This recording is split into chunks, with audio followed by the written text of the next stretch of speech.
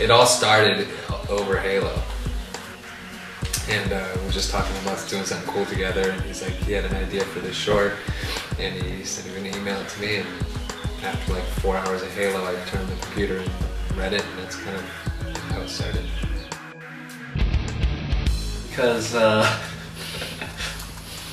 Jennifer Gardner wasn't available. It was kind of like the right thing at the right time, where I had the script, you know, and then I met Will. We started hanging out and playing video games, and you know, kind of fit the part perfectly. Probably on the bridge scene, he didn't pull any stops. I mean, it looked like a big A feature, the crew and the cranes and you know everything up there. So that was probably the best day.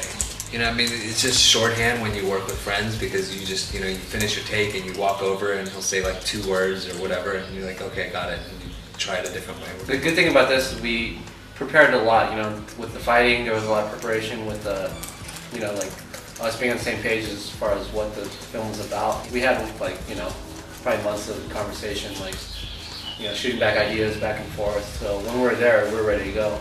It was actually probably the most work for him because physically he had to do a lot, and you know, with acting there was a lot going on, and he had the stamina to really like endure all of it. You know? There wasn't anything difficult except for like, you know, just staying on schedule and having to get through the shots in time. But I think I strategically made everything fun to shoot. I think it was just the fights. We had to do the fights, you know, with the guys and then without the guy, and then multiple camera angles. So you know, that short fight, you know, it was all day, and it was, I don't know, must have done it 60 times.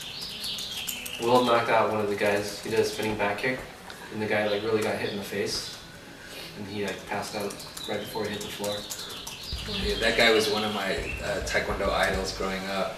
I could brag to my friends saying, you know, I knocked out an Olympic medalist, even though he let me do it.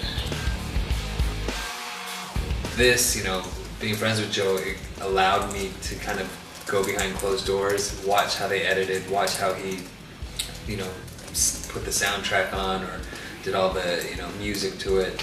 Just different facets that, you know, I wish I could do.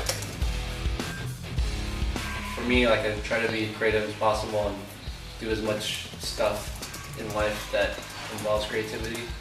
And so every time I direct, it's a lot of fun to be able to create a piece of entertainment for people to escape and kind of be focused on something else and have a reaction from that.